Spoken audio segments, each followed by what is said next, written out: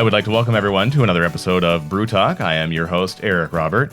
And for those of you who know him, he needs no introduction. But for those of you who don't, the wonderful Michael Beaudoin. I appreciate you joining me today, Michael. No problem. Thank you for finally having me on the most anticipated episode of Brew Talk coming your way. Ooh, I love it. Because anybody that knows me will be wondering one thing, and it's right here. I had it somewhere. There we are. This is the hashtag that It's the hashtag that we're using. What will Beaudoin say? WWBS. A lot of BS, I'm sure. Probably. No, it is Halloween, so here you go.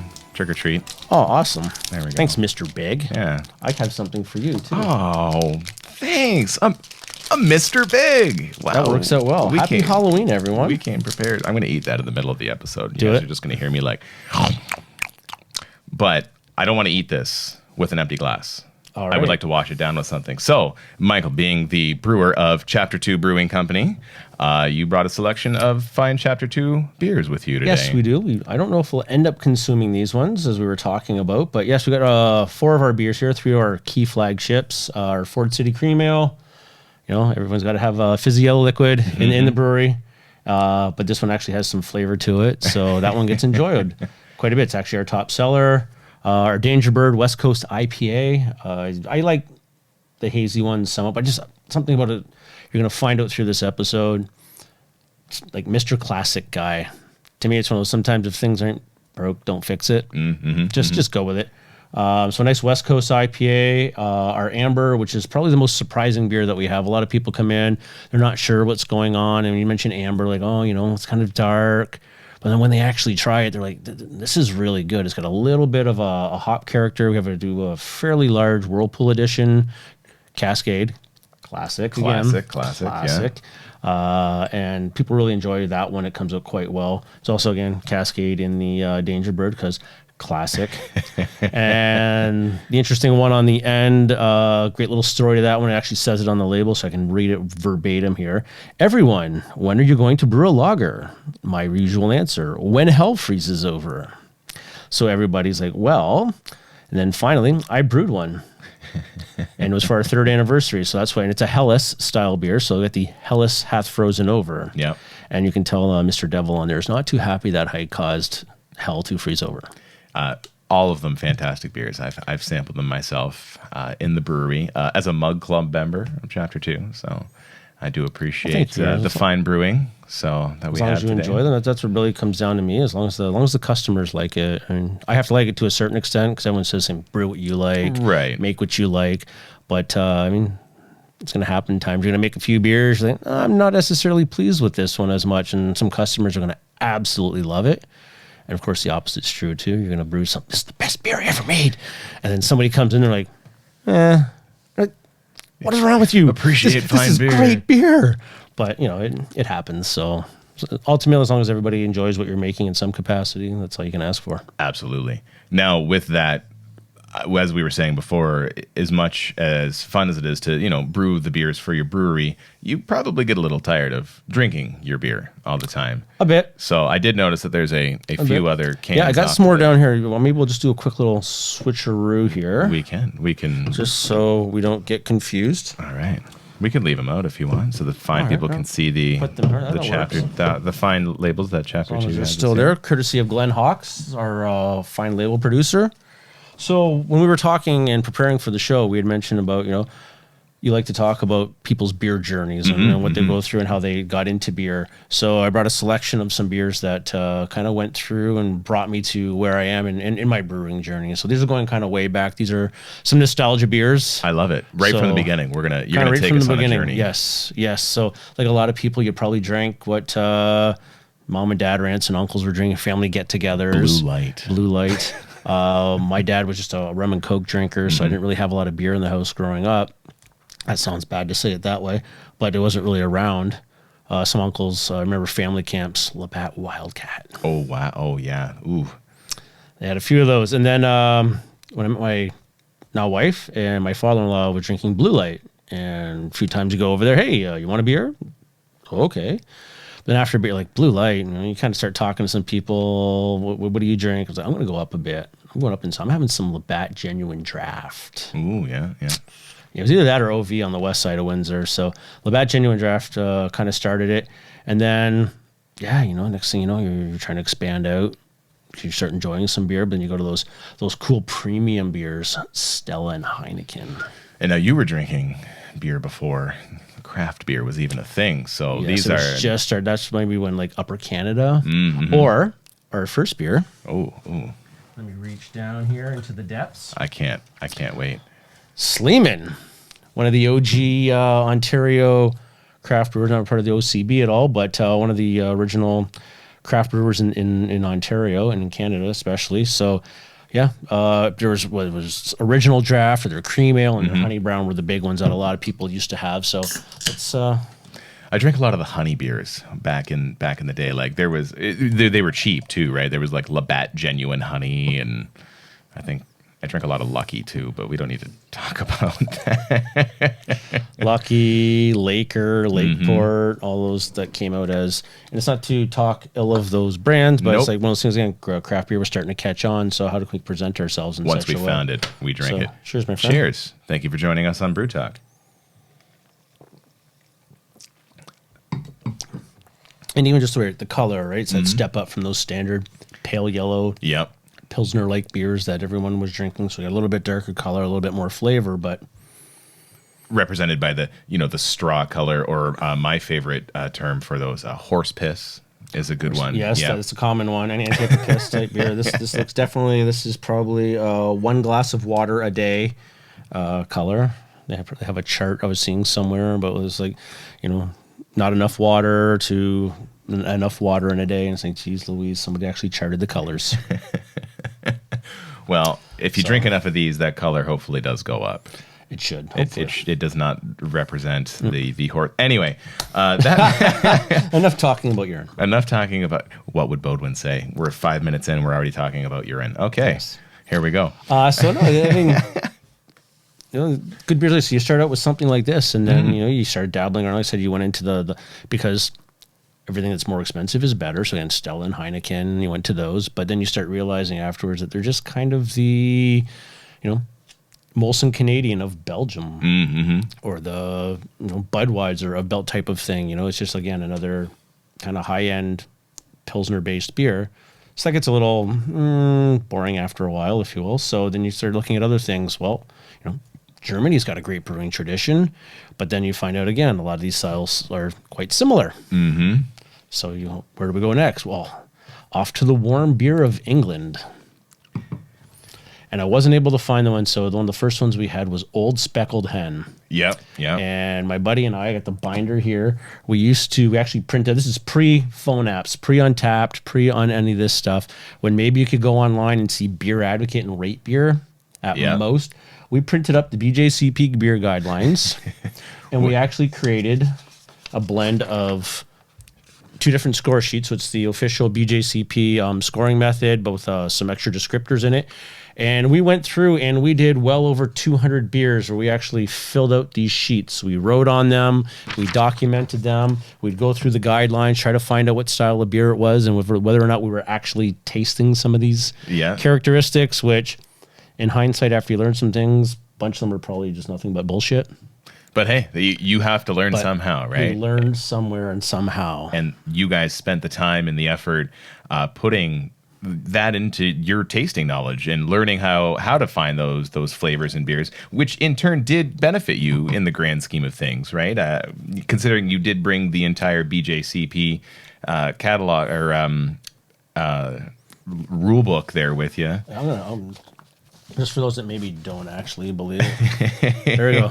The actual binder, all the BJCP printed up. Now is that up to date? Actually, which one is this? I think it might be 15. Okay, so it's fairly new because they do change things in there every once in a while as beer styles become. No, it is the 2008 edition. This is way behind. All right, well that's okay. This was in hazies aren't even in there yet. No, what's a hazy? Classics, man. Classics. Never heard of this beer style. Hazy. What is a hazy? There's some good hazies out there.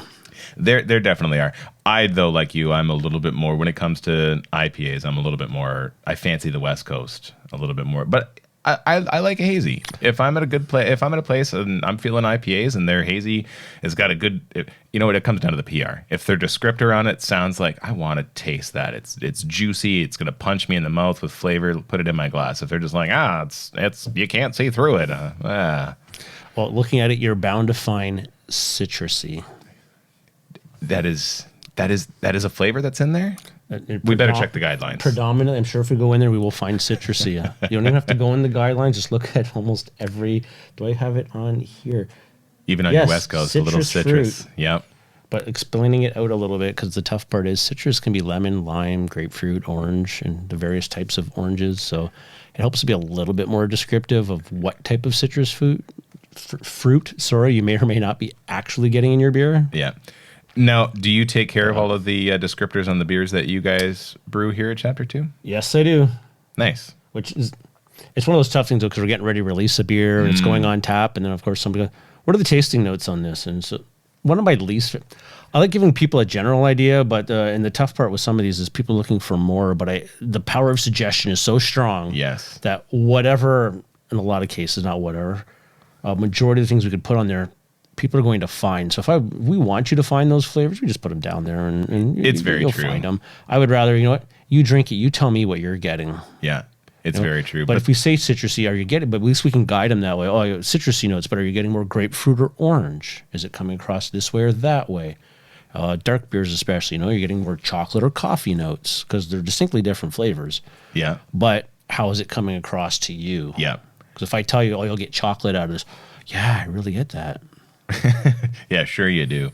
I find that with that being said, you kind of have to watch it the other direction too, because if you say that a flavor is in there and it's not, like brewing with fruit, you fruit disappears so easily. Again, you being the traditional brewer that you very rarely brew with fruit, but to say something is like peach flavored and then to not have a peach flavor in there because it's fermented out, like you got to be careful with that too, right? Peach flavored beer. This doesn't taste like peach at all. It just tastes like a beer. Well, I promise you, I put all these peaches in there. Look at the color. Look at everything else. And then it's like, oh yeah, wait a minute, ferments out. Yeah, it's hazy. Yeah.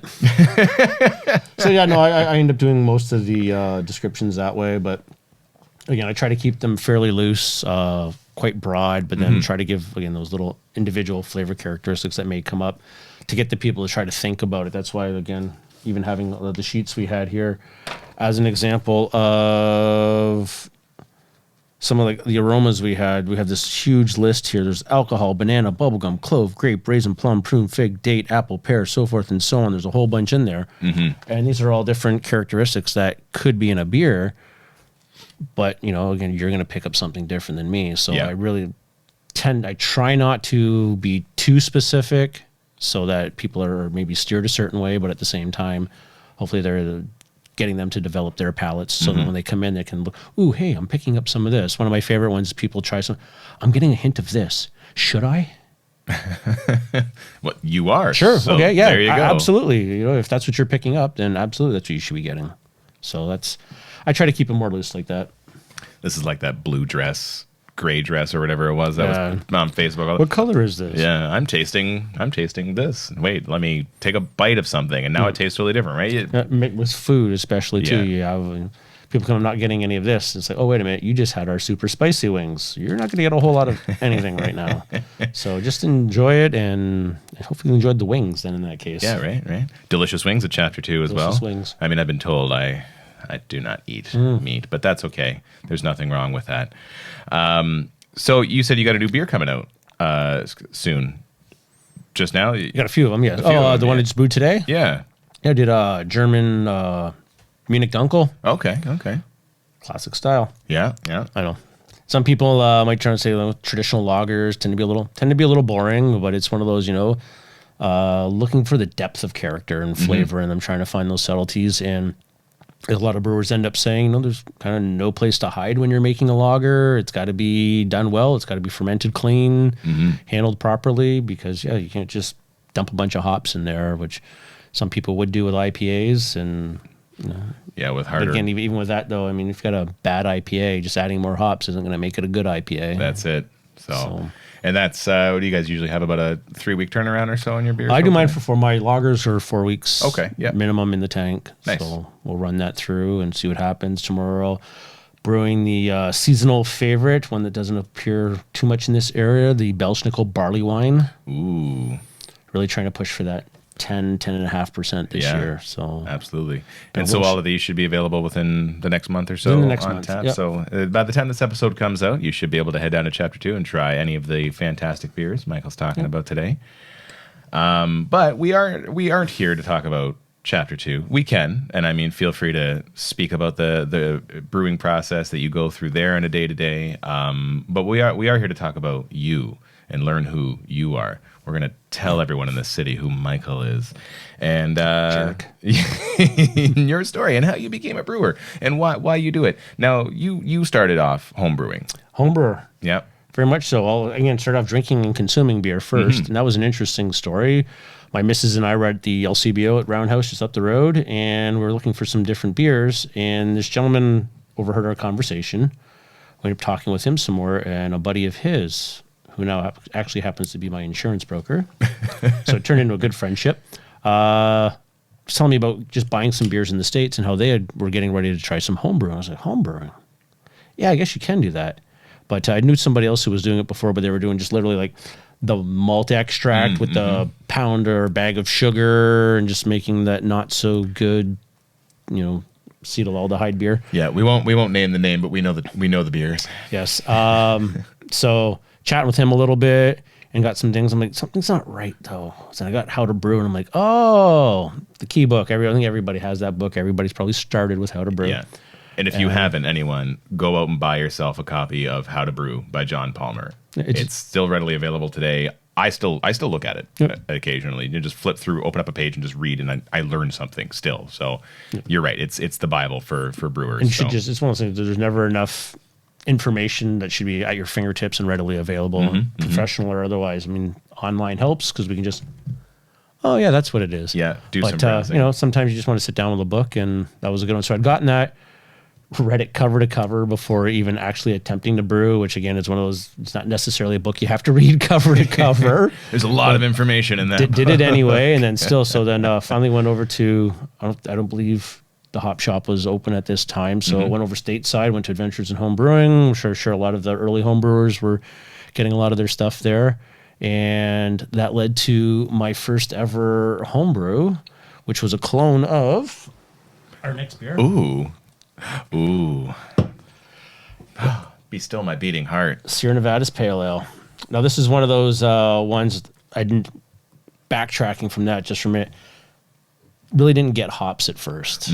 Like my buddy, there's that genetic condition where you can taste bitterness or not taste bitterness. He really doesn't taste bitterness. So the first time we started dabbling around with some of these American pale ales and IPAs, he's like, these are great. I'm like, how the hell do people drink these things? This is gross. Yep. But like, they'll keep drinking. I encourage people when they come in the brewery, and if they don't like stuff, keep trying it. At some point, it may grow on you. And this is one of the ones that actually grew on me. So I did a Sierra Nevada Pale Ale clone for my very first homebrew.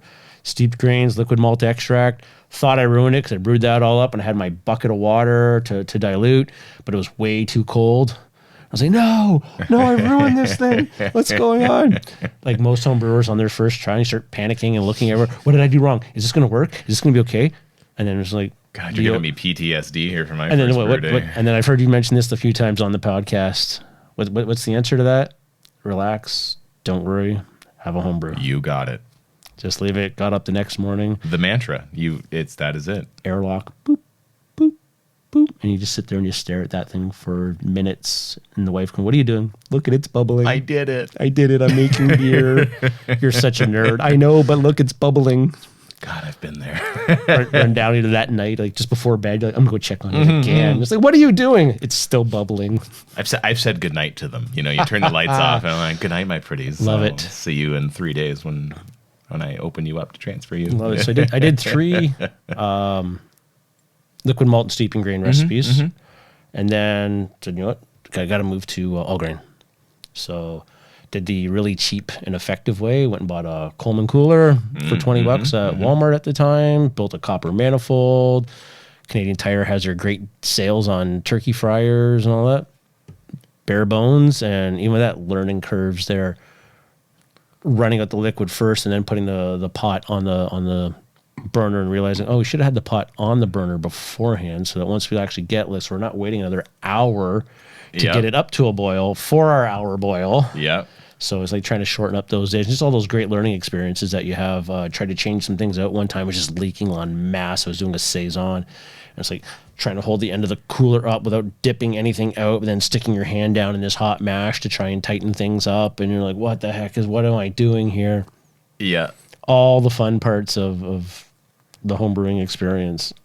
I say this regularly to my brother-in-law, who's a brewer, when we get together and brew. It's not brewing unless your socks are wet. Like, unless you have spilt wort, water, something all over the floor, something's leaking. You're just not brewing unless you're. I mean, there's a reason why we wear rubber boots when we brew, right? Because, well, I do, because I'm sick and tired. Sometimes of I do. Sometimes I've destroyed a pair of Blundstones. So okay, yeah.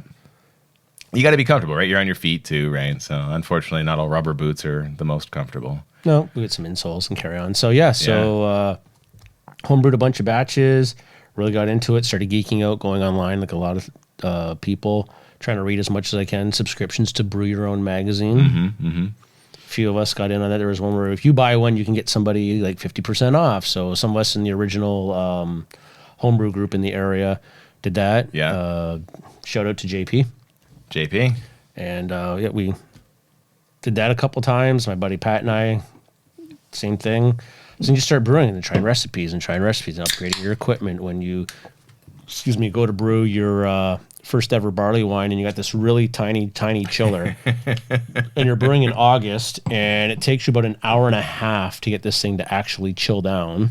Like, we need a better chiller. So again, building that on next too. So after brewing up for a while, in between jobs, and I heard that Walkerville Brewery was going to be reopening. Yeah. That was back in 2000. It's had 10 years this year. 22 or 2012 then? Is that when it was? Yeah, okay, yeah. So heard they were going to be reopening, and I was bound and determined, not happy with where I was working at the time. I was bound and determined, I'm going to need a job here. So found out they wrote up a nice little letter, and Brad from Frank, he came back from Bose to originally restart. Unfortunately, things didn't quite work out, and that'll be his story to tell. Sure, yeah. And if he wants to tell that one, per se. But he came back to start back at that Walkerville Brew, because he was part of the original Walkerville Brewing Company with the Plunketts. Yep. So when they were reopening, they reached out to him and said, hey, Brad, you want to come back and reopen? And then I went in and talked to him. He told me at one point there I'd made a short list of people to bring on board. Again, whatever happened. And then Nick Pozlowski came in. He was originally from Stony Point. He just got back from VLB in Germany, taking the course there. And same thing. Went up and introduced myself. And one of two, my wife hates when I say it this way, though. It's like, because you sounded desperate. I was like, I was kind of desperate. I wanted this job. Yeah. So you can call it desperate, you can call it passionate, and a little bit of both. But it was like, I want this job. I'm going to get this job. So I'd show up every couple of weeks. Hey, hi, how's it going? What's happening? How are things going? Brought him some of my homebrew, talked beer, tried to be as sound intelligent. Yeah. And just kind of pushed. And so do you put hops in there? Yeah. Yeah, hops, good. All about those hops. And finally, August came around, and they're like, okay, we're looking to bring somebody on, and we're going to need somebody, and we'd want to offer you the job. And it was one of those, awesome, it's going to be great. And then I walk in there the first day, and they're like, see this big pile of kegs? You get to wash those. Yes. The classic. In August, when it's hot, standing over a keg washer. It was a manual one, too. Heat resonating off of it. Yeah. And I was like, this is going to be a moist day. Yeah. And your socks were wet. Socks were wet. Lots of things were wet that day. But you know what? I wouldn't give it up for anything. Yeah. That opportunity to get into this industry and learn and grow. So that's kind of how it all started there, and that's how I actually got into the industry. Big shout out to Nick and Chris Ryan for giving me that opportunity. Sure. Without them, said they could have easily been like, Mike, please just stay away. You're kind of getting annoying. But they actually said, you know what, we appreciated your passion, your diligence. You would come in, you showed that you really wanted this job, not just coming in once. Hey, can I have a job? No. Oh, okay. Yeah, yeah. You stuck it out, and now here you are, right? Head brewer at Chapter 2 Brewing Company. Yep. Moved on to your own, and now you've been at Chapter 2 for 5 years, 4.5. 4.5. Yeah. So 4.5, so so- you've moved on from Walkerville now to running this company. Yeah, Walkerville for 5.5 years, and then the ownership of Chapter 2 talked me into going there. Yeah. So a different opportunity. It was interesting for me going from home brewing, making 10-gallon batches, to Walkerville, where we're making 2,500 liter batches, back down to 250 liter batches, about my average right now. Right. At Chapter 2. So it's been interesting going again from that small homebrew size setup all the way up to big, massive tanks. Like they have the 100 hect tanks there. So that's 4 batches of beer that have to go into that to fill that up. To, again, back down to 2 barrels, 250 liters. Yeah. I'm sure the going from that such large system being a lot more, electronic, less manual labor involved, other than raking the grains out. That of was the an mash old tuns. school. Oh we yeah, had to I guess move this is 10 everything by years hand ago. still. Yeah. Okay. So these elbows on a manifold, and we're moving from here to here, and pumps and buttons. Yeah. And, Yeah. Well, that was still quite the manual unit, though. So it's interesting when you talk to some people, and they're like, "Well, that bigger scale, it must be so different. Must be better." It's like, it's the same thing. Yeah. Whether we're at home mixing a mash, whether I'm mixing it in a cooler or I'm mixing it in my mash tun at work, or in this big one that has a mash maker, it's grain into water at the right ratio, at the right time, at the right pH. The quantity doesn't necessarily make a difference. And then you're boiling for whether you do a 60 or 90 minute boil. You're still boiling. Yep. You're just boiling 2,500 liters of water or wort instead of 250 liters of wort. So all the processes really are the same. It just comes down to the quantity that you're actually making, and then the time to ship it out. For sure. You still pitch your right ratio for your 10-gallon batch as you do for your 2,500 liter batch. Yeah. Yeah.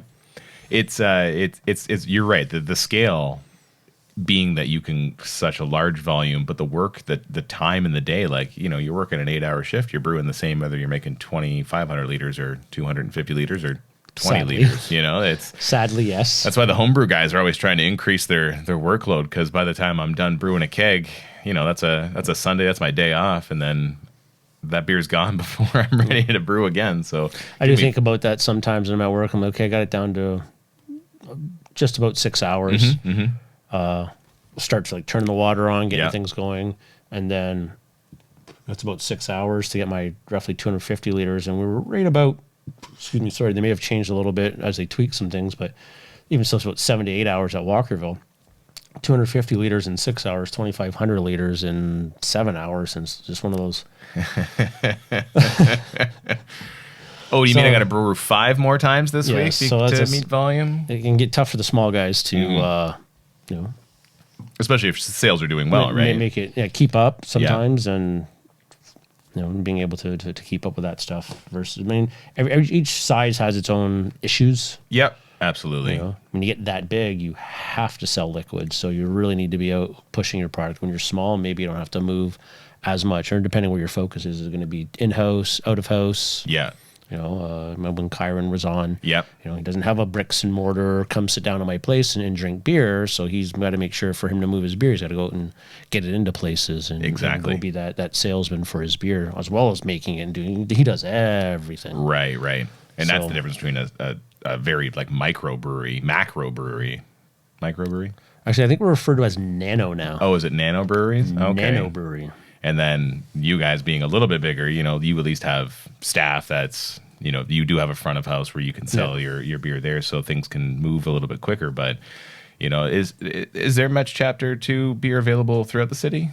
No, I've only got I think, was it 1, 2? I don't know all of them. I think we're only 3 licensees right now. Sure. We had some more before, pre-pandemic, but then we were focusing back on keeping things as much in-house as possible. Right. Again, else you're constantly reviewing what's going on, where we can and can't move product. Yeah. How many people are coming in or not coming into your establishment. Yeah. And again, with you guys having the front always door. looking at things. Yep. Sure. It never stops. How do we move our product? We make beer. How do we get it into people's hands? Yeah. So if someone were to want to go to Chapter 2, now you guys are in the heart of Walkerville area, I suppose, or just on the outskirts of the Walkerville area. On the split. So if you actually look at the cans, you'll actually see Ford City with a road, and then there's Chapter 2, and then there's Walkerville on the other side, because Chapter 2 is between Ford City and Walkerville. I never noticed that before. Yep. That's fantastic. So yeah, we're kind of right on that. The street is technically Edna. We're down that little bit of a side street, but it's Edna and Walkerville. The building's right on the corner of Walker Road and Edna. So we do have a lot of people that do have a hard time kind of seeing where we're at, because we are down the side street Tucked a little bit. So anyone looking to get into Chapter 2, take Walker Road until you see Edna, hang that left. I think you can only go left there, right? You can't. Depends on which way you're coming I suppose, from. yeah. If I'm heading southbound, you're hanging a left. If I'm heading northbound, you're hanging a right. So. Once you hit the self-storage place, that's our view from our patio is the self-storage place, but it's fairly quiet. It's a nice, and you should be looking at the person you're talking to anyway, not staring at the brick building across the street. That's right. You're hanging out with them. No, it's a great little place. It's kind of hidden. You're right, and it is in that old Ford City, right on the edge of that Walkerville Walkerville neighborhood. So you got a nice little quiet patio. You're out of the downtown core, so you don't have the bustling traffic on that side street. It does give it a little bit of a rustic feel when you're there. Yeah. Like you can hang out, and you guys have done patio parties, and now you just started a cornhole tournament there. So you guys, cornhole league. We actually have 2 nights going. We have our regular one on Thursday that we started. The interesting thing that happened there is we started it up, and this gentleman came in and he said, "Hey, I got 20 people that want to play, but we don't want to take over your whole league because it was maxed at 20. Any chance we can just play on Tuesday nights?" Sure. Absolutely. You want to come in, bring 20 people into the brewery and play cornhole on a Tuesday night? Okay. Yeah, no, we don't want that. You're not. Absolutely. Why would we ever want? So we got that group coming in. We have our regular Thursday night league, and we have a crokinole social every last Wednesday of the month. It is a solid Canadian game there. Solid Canadian game. Ooh. Glenn, who does who did all our labels. Yeah. He heads that up. Him and Chris Holt, really, really big crokinole players. So. Right. I love crokinole. I mean, like the next day, you never get to. Like, my finger's bruised right now. I wonder if it was playing from crokinole. But the next day after playing crokinole, you wake up and you're like, "Why does my finger hurt so much?" Because you got a couple of these in you, and you're just slamming these tokens. I'm getting that one out of there. That's right. Get your piece in the 15. So crokinole's cool. Going back a little bit more to your growth through the beers, this journey that you're taking us on. So it's been a while actually since I've had one of these Sierra Nevadas. That's why I brought some of these in, because it's nice to go back and revisit. Yeah. One, your palate's changed. Yeah. So we had the old speckled hen the first time, and we're like, Jesus, this is disgusting. But we revisited it a couple years later. We're like, okay, well, it's not as bad as we thought. This is solid. I'm enjoying this right here. It's amazing how many times the first beers I had that I didn't enjoy until coming back and revisiting them, especially when the palate's not there. That's, I guess, an advantage to a lot of the younger people nowadays that are growing and coming right into craft beer, the availability of craft beer. We didn't have that. Yeah. We had the beers we talked about earlier. Yeah. West Side, it was OV everywhere. Now, I'm not going to knock a fine pint of OV. No, it is good. But, I mean, when you really get into the flavors and characteristics of all the beers that have come out since. So, you start exploring other ones. Again, we got to the English side of things, and there's the Diageo line of products. So, maybe start dabbling into some Kilkenny. And then in my humble opinion, the finest beer that is made, which we will be having soon. It's down in there. I saw it. Yes. Should we keep that on the? Well, we'll keep that one. Anyone that knows me knows what's coming up. And that's anticlimactic to a certain point. But it's and even that one, first time I had that, I'm like, don't know if I like this beer or not. So it took a while to grow on me, and I found that with quite a few. The first time I had a barley wine was Mill Street's barley wine.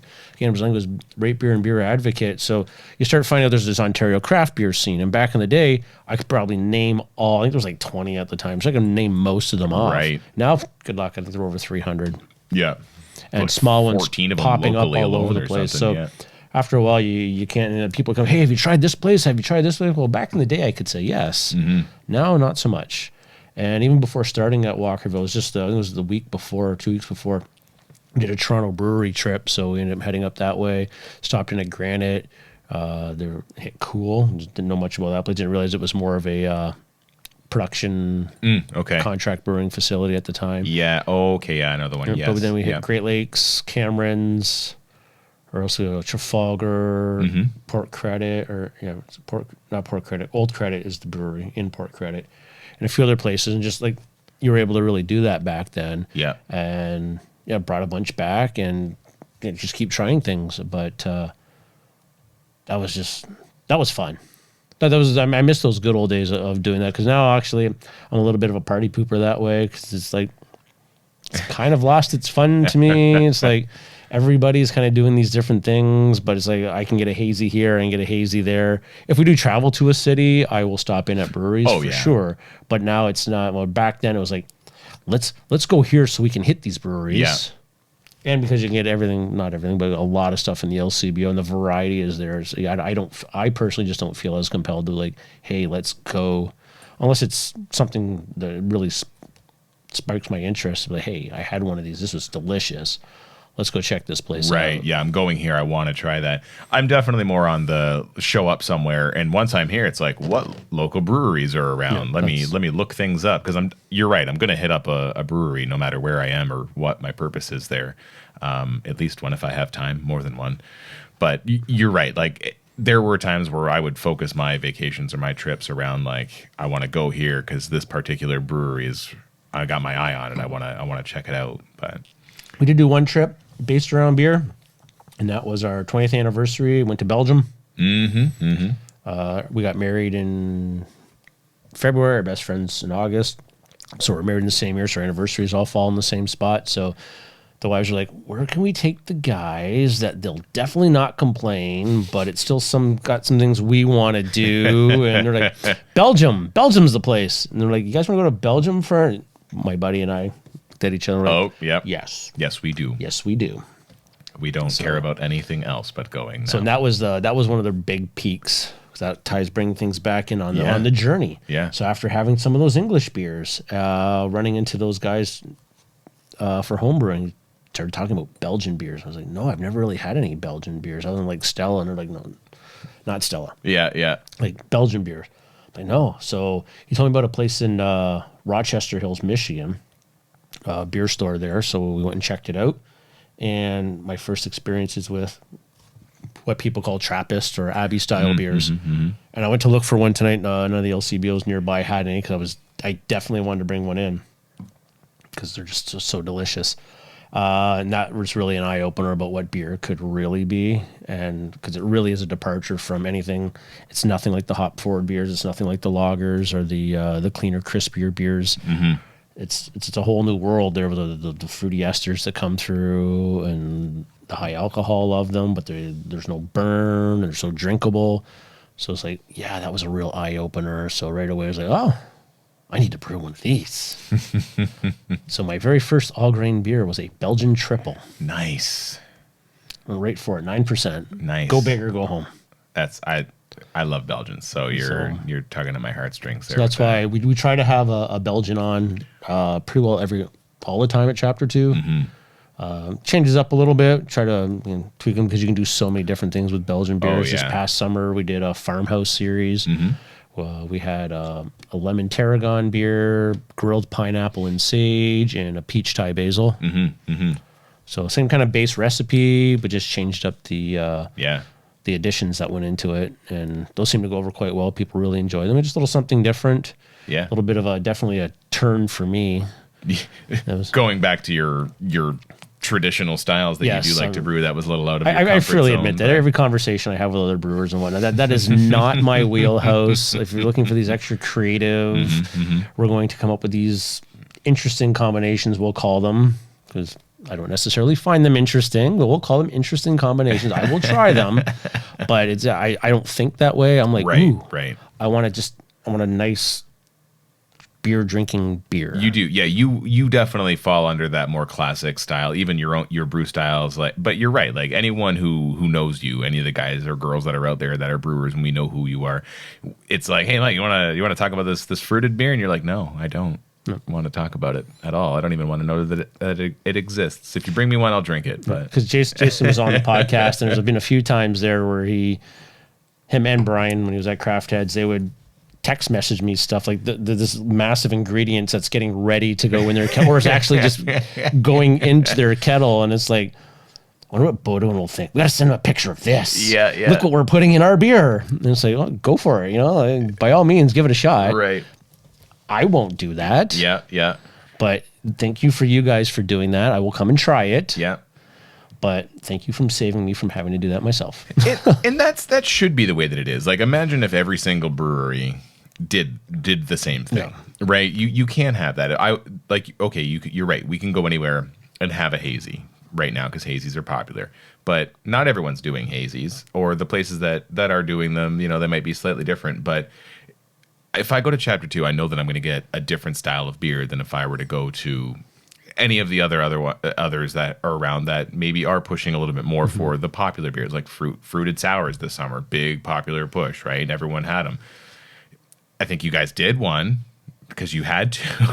We had a sour, but I don't mind. It's just like, you know, without using the Philly sour use, if you're just going to do a kettle sour, it's one of those. It's just the time component to take. You know, it's a 3-day process, and what can I do in 3 days? I can make one beer, or I can make 3 beers. Yeah. Well, you know, the making money aspect of owning a brewery or being part of a brewery is like, well, we need to make money, so let's try to move and make sure the tanks are being filled. And fermenters are real estate. So but interesting you brought that up. Got me thinking. I remember it was just before or just after I'd started at Craft Heads. I'm sorry, at Chapter 2. Talking about Brian from Craft Heads, he's coming up, and he had said something the same thing. You know, they're beer for the adventurous. That's what they do. And so while they may come up and create these different things, I'm also doing something different and somewhat creative by bringing these old styles that nobody else is brewing or making. So if somebody wants something, so you're still doing something different. Yeah, it's just like traditionally there. I'm trying to find the right phrasing that he had used, but it's like traditionally different. Yeah. It's not pushing the envelope in some unusual direction, but it's taking this, nobody's ever heard of that style or nobody actually makes one of those. You'll probably be the one that ends up making that style. Right. But the nice part about dealing with those old traditions, though, too, is you do have a reference guide, something that you can so you can really fine tune and hone in on the flavors that you're looking for. And where the guys at Craft Heads who do brew so adventurously, like every brew is an experimental brew, or it gets to a point where let's make something new. So what's it going to turn out like? I don't know. Yeah. We'll taste it when it comes out, and we'll wait for the public feedback. And if they like it, we'll do it again. Yeah. And to a certain extent, too, brewing to a style, it does constrain you a bit because it's supposed to taste like this, and if it doesn't taste like that, then you didn't necessarily brew. I know that where I start to rub again, the old curmudgeon time now. This is where this piece gets to come up. When people, I'd always tell people that's fine, brew what you want to brew, make what you want to make, but as long as it's staying kind of within reason, don't make this like, I made a black pilsner double dry hopped with Cascade hops and fermented with Quebec yeast. Did you really make a pilsner? Because a pilsner is this yellow liquid over here that's clean, crisp, so forth and so on. That wasn't it. To hell with your rules. We'll name it what we want to name it. Make what you want. But so it is one of those. It's like, but that to me, it just becomes a misleading thing. So if I go in there and go, a pilsner. Wait a minute, that's not. I wanted a pilsner. That's not what's in this glass right now. Right. But if people at least qualify, I took this style as the inspiration. So I liked these characteristics, and I added these different qualities to it. Then when I try it, I can say, okay, yes, I see where you're going. I can see where you get the qualities of the Pilsner or the qualities of this, and I see how this characteristic came through. And I'm fine. Obviously, do what you want to do. It doesn't matter if I'm fine with it, but I'm cool with that type of stuff. It's just when people just trying to start pulling random kind of nonsense out of their asses, and it's like, whatever, like make what you want to make. Yeah. To the general consumer, all they care about is that it tastes good, right? So there's this fine balance of I want to be able to make this fine, high quality, best beer that I can make and serve you a traditional style that meets the guidelines. But if you don't appreciate it, but you would rather this whatever I threw together, this was my freezer cleaner IPA of what I had left over, and it's my biggest seller this month, right? Like even just saying that, I'm cool. This is our freezer. Sure. What is it? What hops did you use? Literally just cleaned out the freezer. Oh, cool. Yeah. Oh, actually, that turned out well. That combination actually worked out well. But still, I had a little bit of Cascade or Chinook and Eldorado, whatever. I just kind of Sure, Cool, you know, sure. and that's a one-off, and it works. But you're right. There definitely is that split between that traditional constraint of trying to meet specific styles, or breaking out of the mold. But again, this is why the BJCP guidelines expand every year, because things that do get broken out of the mold, everyone's like, hey, actually, this kind of worked out. Maybe I'll try it. Maybe I'll try it, and then you get hazies. But you know what the key part in that is, though? Guidelines. They are just guidelines. You can continue to push and expand and do some cool things. But again, it's to try, well, what makes the difference between an oatmeal stout and an Irish dry stout? That's all. It's just like, because if you drink them, they're going to be two distinctly different beers. Yeah. So They're still a stout, but what are the if you drink ingredients? them completely, they're going to taste different. Yes. So it's those types of things. I mean, with the push from going from like pale ales aren't cool anymore. They had to come up with session IPAs, right? Because Yeah. pale ales aren't cool. Pale ales aren't hoppy enough. Those are boring. So I mean, you can have a slightly out of balanced pale ale and call it a session IPA. I wasn't mad over that pale ale, let me tell you. No, this is a solid beer. That is a classic. The styles, that's the I'm such a rogue brewer in a way that, like, I don't really follow styles. I just kind of throw ingredients together. Like, you work with the stuff long enough, you know what's going to give you what flavors. But I just try to, I guess I name them after I brew them. It's like, yeah, what is that? It's kind of a pale ale. It's a little bit more hoppier than I expected, so it's a pale ale now, right? Oh, I didn't get the efficiency that it's a session IPA now. So, your naming scheme can come down to whatever you really want it to be. But you're right. Like, when I walk into a bar or a brewery and I order a stout and it shows up and it's this color, I'm gonna start asking questions. This isn't a stout. This isn't what I expected. Oh, but it's our new Pilsner stout where we used, I don't know, coffee flavoring, and it didn't adjust the color of everything. Okay, well, I guess you're not wrong. And you sure. taste it, and you're like, sure, those notes are there, but I wanted a stout. Yeah. So there is that balance, right, of naming things appropriately, following a specific guideline. But again, like you said, they're guidelines. Have fun with it. There was a Twitter thread a few years ago where it really got going too about, like, and I have raised that in discussion. It's never, again, a derogatory or bad aspect of things, but it's like, so then when does beer stop being beer? Yeah. When do we put so many extra ingredients into something that it actually loses kind of the essence of what it was supposed to be? Right, right.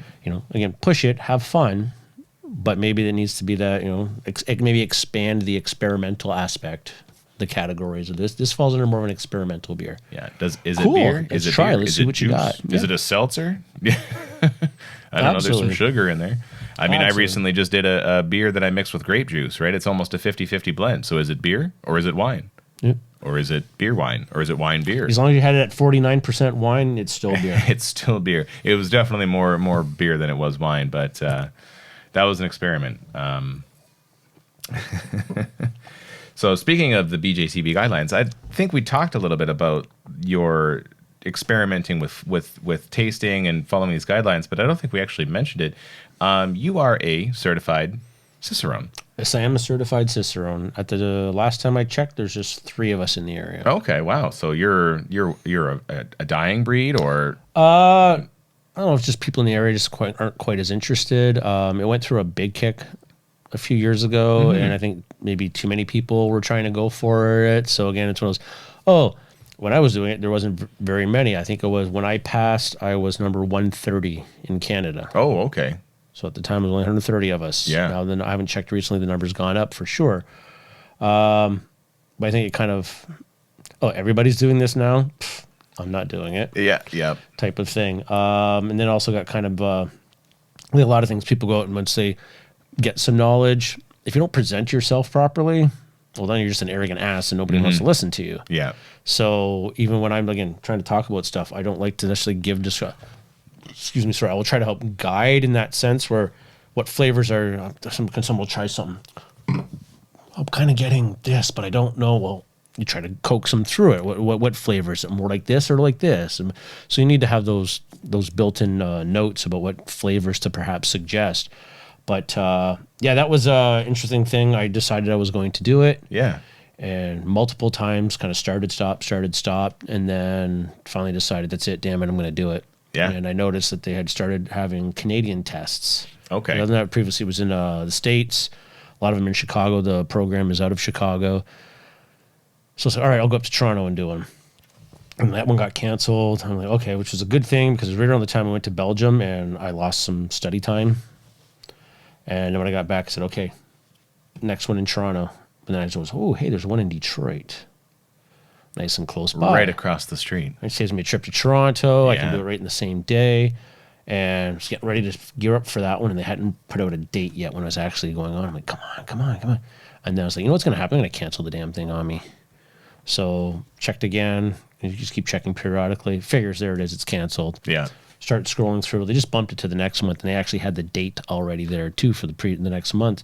So I told my wife, I was like, "Okay, I'm booking it." And now I have a deadline. Yeah. I have to go in.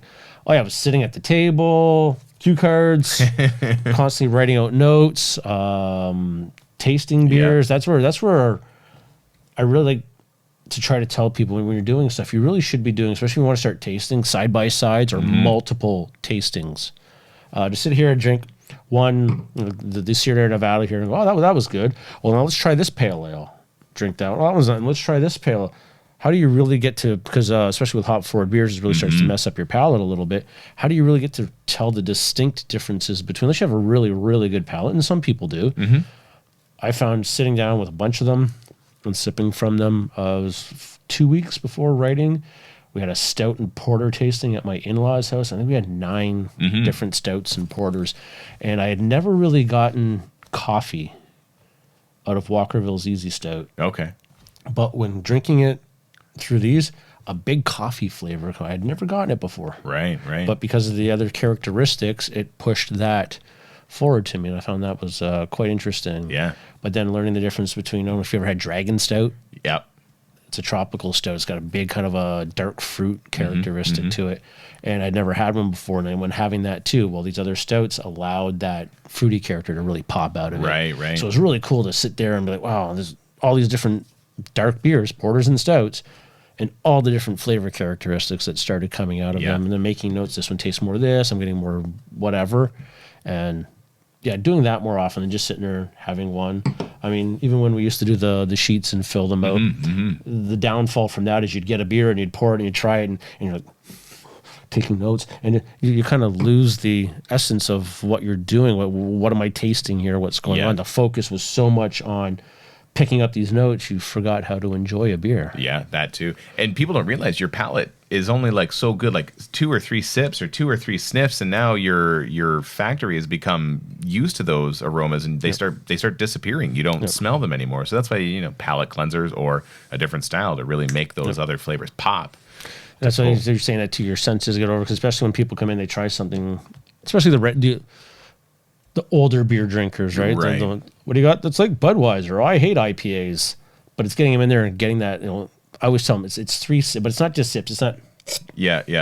It's like, no, you got to get a mouthful, and especially 3 of something that's more intensely flavored, because that first one was called the shock and awe, right? You take it and your palate goes, what the hell was that? Yeah, I'm not used to all this bitterness. Yes, this is crazy. And then that second one, it's like, oh, it's starting to come around. And by that third mouthful, you go, oh, I get it. Yeah. I'm getting more of the underlying care. Maybe a little bit more of the maltiness is coming now because the bitterness has kind of subsided in my mouth. And I can start tasting all these other characteristics.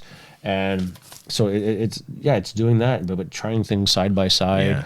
The exam is kind of insane. It took me a solid year of studying, reading. I got probably the best book. If you're anybody that's really kind of a beer nerd and really wants to get into stuff, I really recommend getting 2 books.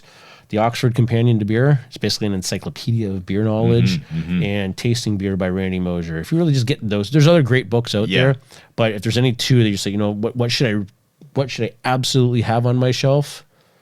Those 2. Yeah, I haven't heard of that second one, the Tasting Beer. I'm gonna look into that one, because that one's fantastic. It's got some great visuals and whatnot in there. So reading through those, but again, like the Oxford Companion is kind of like an encyclopedia. So it's not something you just plop on your couch and like, let's read front today, right? I got the Cicerone program has individualized courses. They have like a German course, a British course, Belgian course. So content specific to those kind of regions and styles and information. So it's just going through that, but the information that you cover for a Cicerone is everything from like a little bit of physiology, talking about like body mass or alcohol content, blood alcohol content, how alcohol goes through the body, then into buying and selling beer, the 3-tier system in the States versus the Canadian system where we sell directly to the province or our own distribution. Knowing about that, then storing the beer. So it kind of takes it through the process. So you'd buy it. How do you store the beer, whether it's bottles or kegs and whatnot, and then cycling it through, and then hooking it up to the draft system, and then branches off a little bit and gets all about draft systems. Knowing the different lines, couplers, beer lines, the gas lines, the fobs, the regulators, so forth and so on. How to actually set all the pressures, what they should do, calculating them. All the way through that. Okay, so now we're coming back to the beer. So now we got to pour the beer. How to pour beer properly into a glass. What kind of glass should you be using? That's another branch off. What type of glass should we be using? Is it beer clean? Or if you get all the little bubbles on the side, it's not technically beer. Something's in there causing the nucleation points CO2 to break out. And then pouring it properly into a glass, and then serving it, and then tasting it, and how you go about tasting it, all these different things through. Then they also want you to know, sorry, this is a little bit of a run-on sentence here. Give it. But then it's like, okay, so now you have to know about all these different beer styles, BJCP plus. But they want you to know not even just the style, you have to know the upper and lower ABV limits, IBU, and color. Because on the exam, a couple of questions. What is the upper ABV limit for Baltic Porter? What is the lower IBU unit? And the tough part is the German ones. Whoever came up with these numbers, because there's like the Venn diagram would just be a whole bunch of circles kind of like this, because you got so many of them that it's like 4.4 to 5.7 ABV, and then this very similar beer is 4.5 to 5.6. It's like, really, we couldn't just do 5.5 to 4.5. Like, you couldn't know, it had to be 4.4 to 5.6. And it was just those little points off each way, and then the IBUs were very similar again, but just off. And it wasn't until you actually then got to the color. So you're like, well, damn, it could be this one or this one.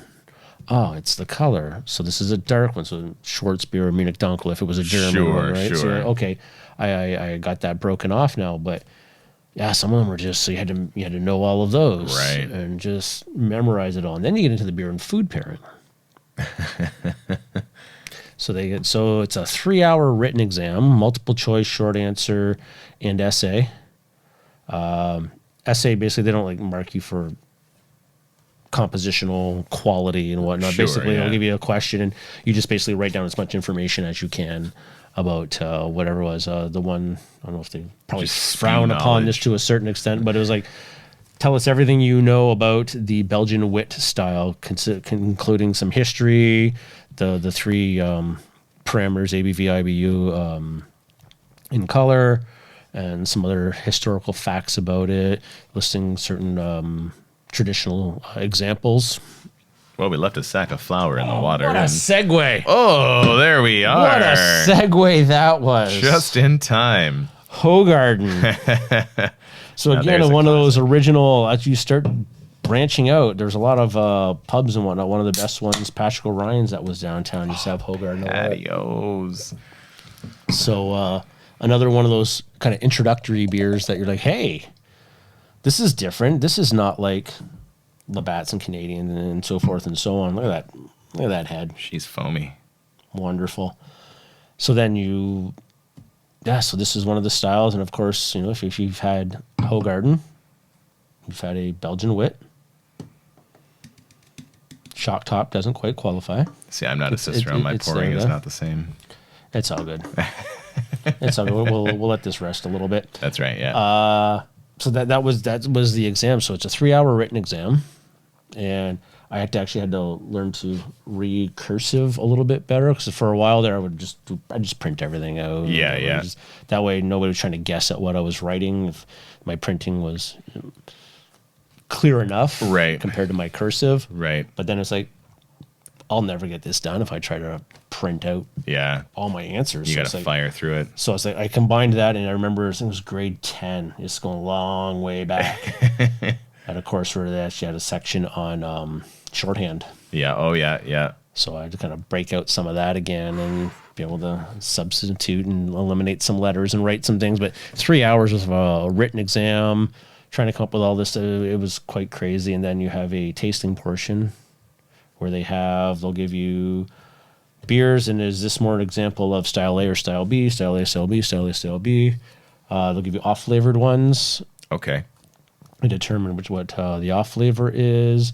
And the last section, which is a little bit more weighted, it's almost like a role play scenario where they'll give you a potential beer and what is wrong with this beer, if anything, what was the cause or potential cause of it, and then what would you do from there. So you might get it and be like, oh, yeah, this is light struck, it's skunky. Yes, it was indeed poured from a bottle. Where are we storing it? Oh, we're storing it out here. It's getting too much light. We need to keep it in a cooler where the lights are off and whatever. So you'd run through that type of stuff and give the answers, and hopefully everything works right. And you need a minimum 75 on the tasting portion. I believe it's a minimum 85 in the written half. And I ended up scoring overall, I believe it was 92. Enough to say that you are. Now, ask me if I remember everything. Probably it's probably stored back there somewhere. Right. That's like a driver's license. But it's like a lot of those things. I mean, start memorizing all the upper lower ABV limits on stuff. It's like, yeah. And if you really forget, you got the binder, right? You can always we reference. have apps now. Yeah. Well, yes. This is even a little archaic for me now. we can go with an app. I can do it on digital and check it out. But anyway, that again, guidelines to a certain extent. Yeah. So push them a little bit, have some fun with it. It doesn't have to be spot on. Sure. But it's again.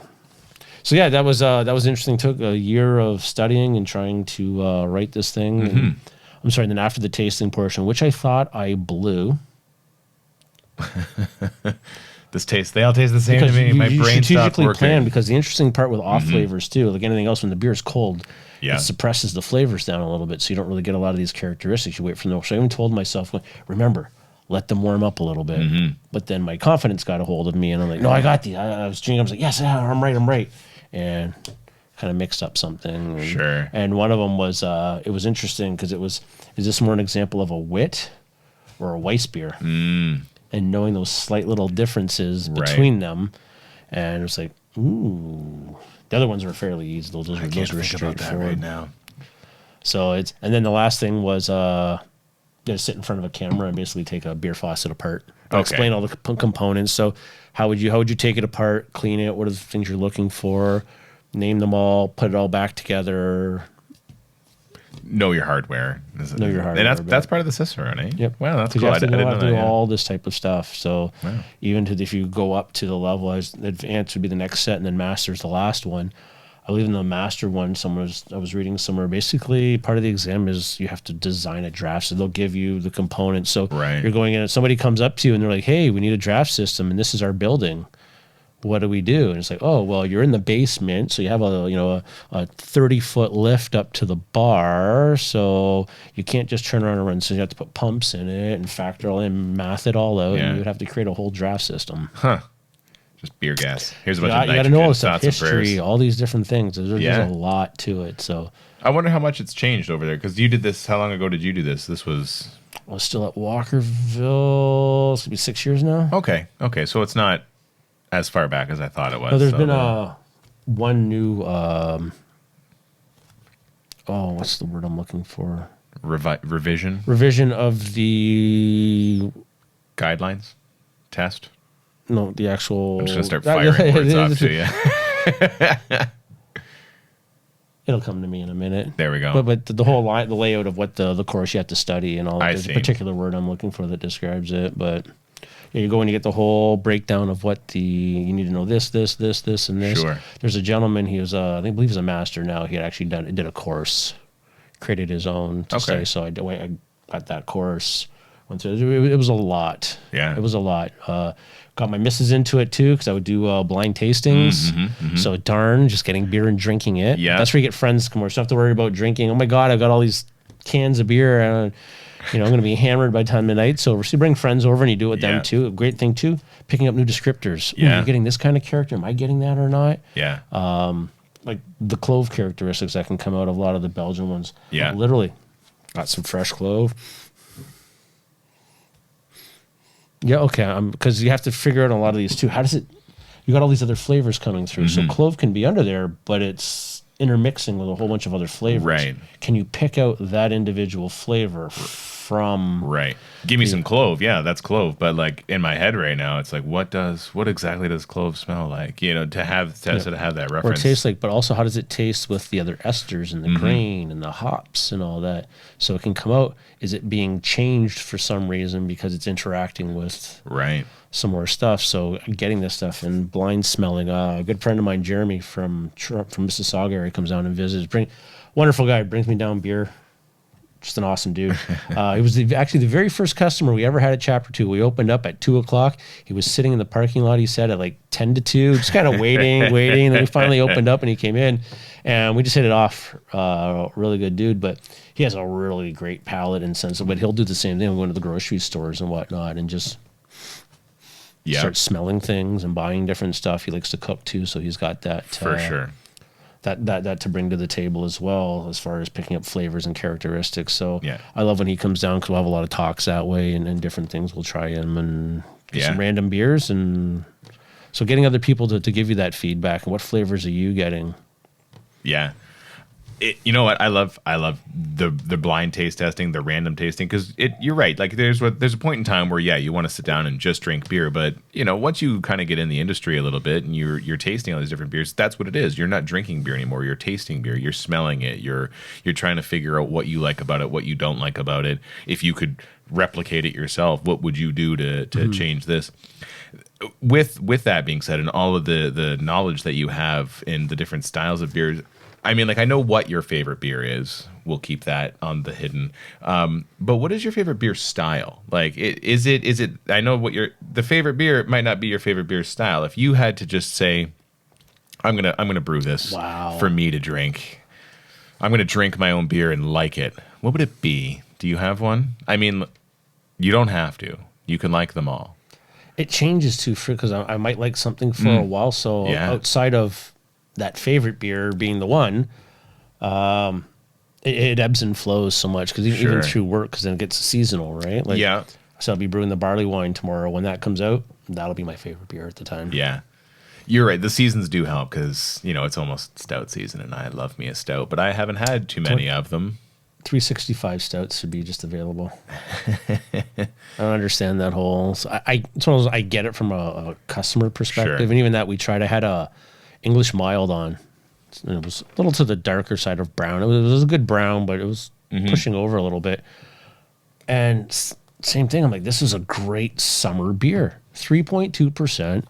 It was extremely, whatever description, crushable, drinkable, crisp, whatever. Whatever silly adjectives everybody used to describe the beer. But it's like, this is actually a great summer beer. It's not heavy. It's not full-bodied at all, but it's got flavor. It's got character. 3.2%. You could sit and drink this for a while and not try to bring it out in the summertime to show people you have a dark beer in the summer. Didn't want anything to do with it. Just wouldn't even look at it. Nope. Oh, it's dark. You can't have dark beer in the summertime. It's like, yes, you can. Yeah, you absolutely can. I do agree with that. Stop perpetuating these myths. This is terrible. Stop it. But a lot of that comes in those, as you're alluding to a little bit though too, and I was going to say it's the circles of everything, the experience that you have. You're saying part of what we do now is about sitting down and tasting beer, but for me, even every beer I get now, it's that first 15 seconds of critiquing the beer, if you will, and then being able to shut that back off, right? And now just sit back and enjoy the beer. Yeah. So it's going through that cycle of similar comparisons. You start drinking the whatever mom and dad and the family was drinking. You choose to move on to whatever, and then we start getting into the Germans, the English, the Belgian, and then you discover IPAs. And okay, I only drink these American IPAs. And after a while, it's like, no, I only drink 100 IBU IPAs. Burn your taste buds. Yes, I'm only drinking. They got to be. I only drink Imperial IPAs, and then you get into this and you start drinking some stouts, and then you work your way up. And I only drink Imperial stouts. The bigger, the better. And you kind of go through. Then after a while, you realize that you happen to have that Labatt Genuine Draft again, or that OV, and you're like, huh. I was dogging on these beers for no shit beers. I don't drink that stuff. Right. I only drink craft beer, especially back in this when it was first coming out. Right, you wanted to separate yourself. Now there's so much craft beer that you grow up in that in beer. It's not even, I don't even call it like craft beer anymore. It's just beer. Right. You can have macro beer, but there's so much craft and so much smaller stuff. Just call it beer. Differentiate between macro beers and call them macros. Call them something. No, we're beer. Yeah. We're beer. That stuff is macro. Yeah. If you want to distinguish between it. But they have their place too. Yeah. You know, if you call me, hey, Mike, I need to rebuild this section of fence. Can you come over and give me a hand today? Sure. You know, it's only going to be 95 degrees with humidity. Yeah, that's exactly what I want to do today. And yeah, we'll have some, we'll throw back some Coronas while we're doing it. Sure. Because you know what? While we're ripping up a fence and putting it together, Corona's probably what we want to be drinking. That's not a beer that I'm tasting when we're drinking it. Nope. You know, nope. I'm firing them down. It's quenching that thirst. But then when dinner time comes around and we're sitting down, hey, by the way, try this. Yeah. A little more flavor. Something we can sit back and enjoy now. Exactly. You know, so everything has its time and place. For sure. As you said, not going to knock a pint of OV. Yeah. You go in the right place, right time. I will take an ice cold glass of OV. But again, just like the Corona, I'm not putting my nose in it. I'm not swirling. I'm not tasting it. You know what you're getting. Yeah, I'm swallowing it and I'm throwing another $1.50 in the pool table and we're firing off another game. You know, and those things are so basically laboratory made. The consistency of these is so ridiculous that you know what you're getting. Yeah. The moment I know what I'm getting. You can call that Old Faithful if you want. That's part of the reason why my favorite beer is that way. It's Old Faithful. I know what I'm going to get.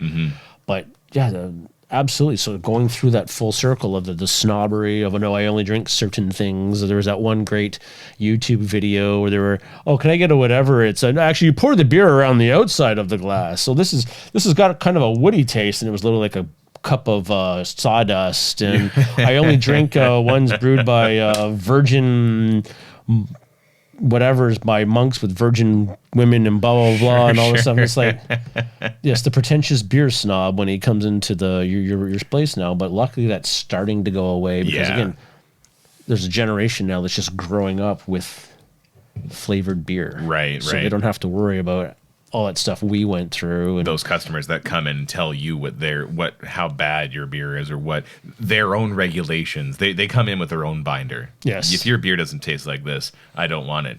Then go. Then drink it elsewhere. But pay me still. That's right. I guess to a certain extent, whenever it comes back to bite me in the ass, it does to a certain. But like shit talking Untapped a bit and only in a partial sense of it. Here, like I know a couple of people who come to the brewery regularly, and they're like, "Hey, I just use it for documenting what beers I had." Hey, that's cool. If you were just using it to keep track of stuff you've had, but then you look back at some of these, and it's like, you gave my beer a 1 star, 1 out of 5 stars. It's like, was there something wrong? No reason for it or anything. Just I got a 1 out of 5 star on this particular beer. So then if you can get over and actually check their pages out, and you're like, oh, look, you've given 5 stars to all these IPAs. You must be an IPA drinker, and you gave my cream ale a 1 star. Well, you're not. You're just not a cream ale drinker or a lager drinker. You know, you're looking for something that's going to slap you in the face with flavor, and now you're kind of giving a brewery a shit mark. The beer could be made exactly the way it should be. It's hitting all the proper notes of that beer that style is supposed to. Right. But you just don't like that style. So you ordered a beer. You gave that beer a crappy rating simply because that's just not your style. Right. That's where it kind of... That's the problem with Untapped, right? You go and you look at it, so you're a glutton for punishment. Every now and again, you just happen to go on, and you're like, why am I doing this? I don't need to Why look am at I this. idiot? Well, look at Jay from Craft Heads when he was saying about the one beer, you know, someone was like, this beer is fantastic. It's got all these flavors and everything's delicious. And then the same beer, the very next review was like, this beer tastes like Nacho Libre's asshole. It's been sitting in it comes down to the palate. I'm not a fan of Untapped. I don't really use it. I have it on my phone. I do glance at the beers that I got around occasionally because I'm a glutton for punishment. I want to know what, you know, the one person that tells me that my sour doesn't taste sour, and it's just like, well, it's not a like punch you in the face sucker punch sour. It's just a little sour, you know, but it's got sour in the name. But if you say it's in the name, if you market it, then people are going to want to see it. But I also, when I go somewhere, I don't look at Untapped first. Let me look at your menu. I don't like the way that these stars look, you know. And I think a lot of these people are the same way. They'll order a beer and then review it afterwards. So how much does Untapped really affect what market? But you know, when you've got only 6 beers on tap on the regular, and you get enough people coming in, they are going to become familiar with. They did review on Untapped for the one beer, so they might have seen the others. And I don't know, on Amazon, I don't like to look at the reviews. Let someone else's 1-star review deter me from getting something. But at the same time, you still it's the power of suggestion. I know it doesn't deter me. A lot of times I tell anybody anyway, I always look at the lower ratings anyway, because even with that, it's 90% of the time, in my own opinion anyway. You can tell it's bullshit. Hot take, what will Beaudoin say? It's bullshit. It's usually the customer that was just an ass. Yeah. Or something was missing. I love those ones. The staff just didn't care. They didn't do this. They didn't do this. It's like 1 out of 5 stars in your stout because of that. And it's like, no, wait a minute here. And so actually, when you read through them, you find out it's like, no, the establishment is just fine. The converse problem, or the opposite problem with the 5-star ratings is you get people giving 5-star ratings, and it's like, oh, hey, I saw this one person did it to us. This sounds bad to do this, but I was like, oh yeah, I saw you gave us a 5-star and thing. Did you come in on the weekend? He goes, no, I just know it's going to be great. Oh, geez, yeah. So it's like, cool, thank you right. for boasting up, but it's like, well, then how many of these 5 stars are legit too, or not just friends of friends going, oh, absolutely, I'm going to give them 5 stars just because I like them and I'm trying to boost their ratings. Right. So the same thing is like, did you actually enjoy that person's beer? Or is that your friend's beer and you just gave it a 5-star? Yeah. So there was a brewery in, I think it's the East Coast, I'm in Maryland, I want to say, that was going to basically make like a beer, and it was kind of like Untapped type of thing. But it's to me, it's just more about, that's where the education side of things comes on, and getting, and hopefully going out and talking to customers when they come in, which everybody knows what Mike talk. We're setting Rogan-esque podcast. This is tonight. A 2-part episode. We're only a third of the way through.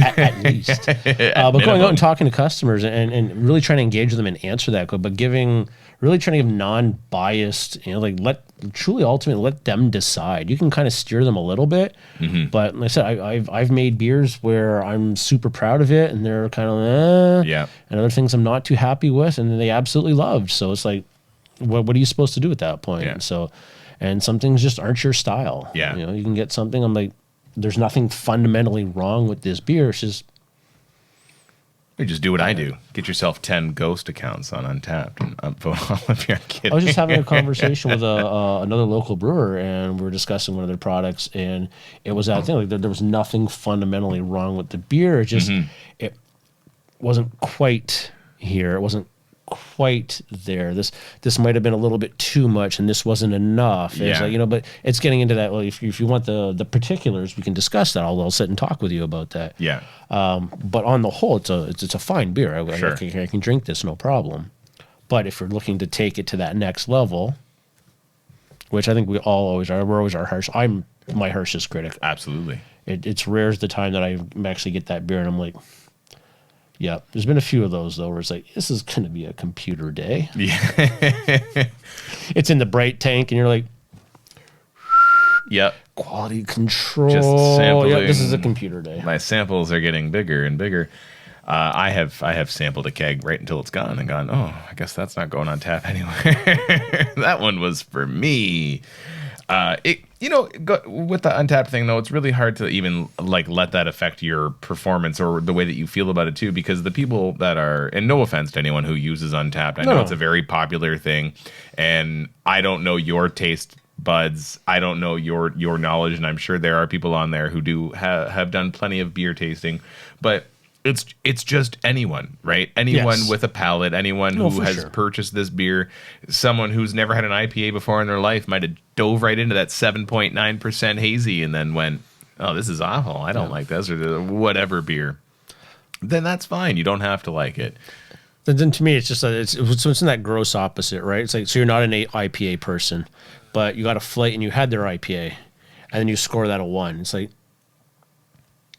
it's to me, it's just one of those, it's a disingenuous thing. You should at least give it a 2.5. If it's a 5-star, give it that 50, and maybe just put not a big IPA fan, sure, but instead of giving it like a 1 or a 0.5 or just something ridiculous, because like you said, to look at it, fundamentally, there's nothing wrong with this beer. It doesn't taste like baby vomit, which is, thank God, if things like that end up on tap, then you're not doing it. Butyric acid.